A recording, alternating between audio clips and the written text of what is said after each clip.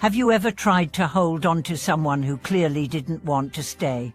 Have you invested your entire heart into a relationship only to watch it slowly slip away, despite everything you did? Why is it that the more you chase love, the faster it runs from you? Welcome back to our channel, a place where we uncover emotional truths, break the myths that keep us stuck, and explore the deeper layers of what it really means to love and be loved. Today's episode is about one of life's most painful lessons, the reality that forced love cannot be sustained, no matter how sincere your heart or how great your efforts. And at the core of this lesson is one single word that has the power to transform everything: letting go. Letting go isn't about giving up, it's about recognizing what's real, what's true, and what no longer serves your soul. Think back to your own life. Have you ever begged someone to stay, written long messages that went unanswered, made excuses for their indifference, changed yourself just to fit their expectations? We've all been there in some form, whether in romantic relationships, friendships, or even family ties.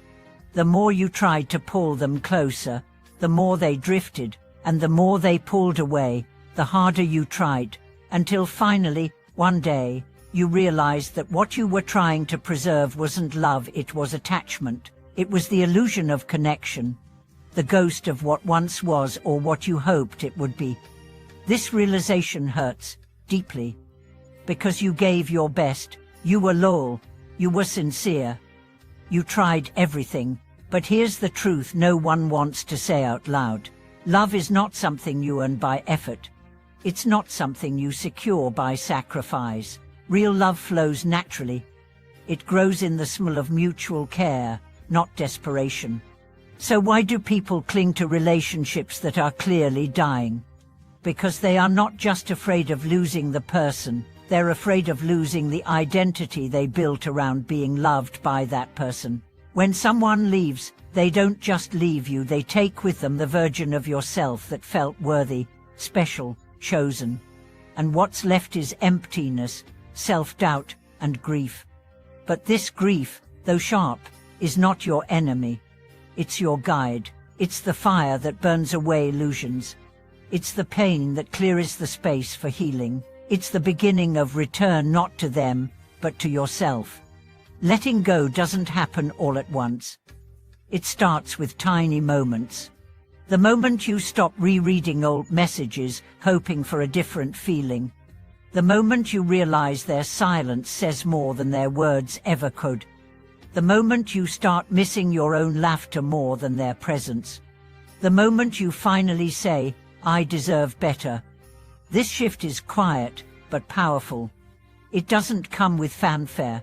It comes with peace, with clarity, with a growing sense that you're not abandoning love, you're reclaiming it for yourself. Let's talk about what forced love really looks like. It looks like constantly walking on eggshells, afraid to say the wrong thing. It looks like over-apologizing for feelings you're allowed to have. It looks like giving more than you receive, not out of generosity, but out of fear. It looks like calling love what is actually control, neglect, or manipulation. It's exhausting, and it's not sustainable. People who love you do not make you prove your worth every day. They don't disappear when things get hard. They don't use silence as punishment. They don't make you feel like loving them is a burden. They stay, even in the mess. They show up, not perfectly, but consistently. If you have to beg, convince, or chase, it's not love, it's a power imbalance. And you're worth more than that. The strongest act of love you can ever show is walking away when love is no longer mutual. It is not weakness. It is not failure. It is strength. It is growth. It is the moment your soul finally breathes again after being suffocated by someone else's indifference. You are not too sensitive. You are not too emotional. You are not too much. You just gave your heart to someone who couldn't hold it. That's not your shame. That's your lesson. And once you've learned it, you'll begin to notice something else. The love you were trying to force from someone else starts rising from within you. The validation you were chasing comes from your own eyes in the mirror. The affection you longed for becomes self-compassion. The silence that once felt like punishment becomes your favorite kind of peace. And then, when love returns to your life, because it won't feel like a battlefield. It will feel like home.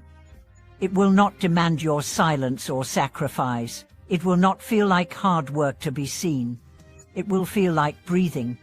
Natural, effortless, shared. That's the kind of love that lasts. But to receive it, you must first release what was never yours. So if you are holding on today to a person, a hope, a memory, a dream, ask yourself, am I holding on out of love or out of fear? And if it's fear, remind yourself that love and fear cannot grow in the same garden. Choose love, choose truth, choose yourself. Let go. Because the moment you do, you make space for healing, for growth, and for the kind of love that doesn't ask you to lose yourself in order to keep it. Thank you for watching this video. If this message spoke to something you're going through, please share your story in the comments. You are not alone. And if this video brought light to your path, like, subscribe, and share it with someone who might need a reminder that letting go is also an act of love. Until next time, hold yourself close, and remember you deserve a love that stays.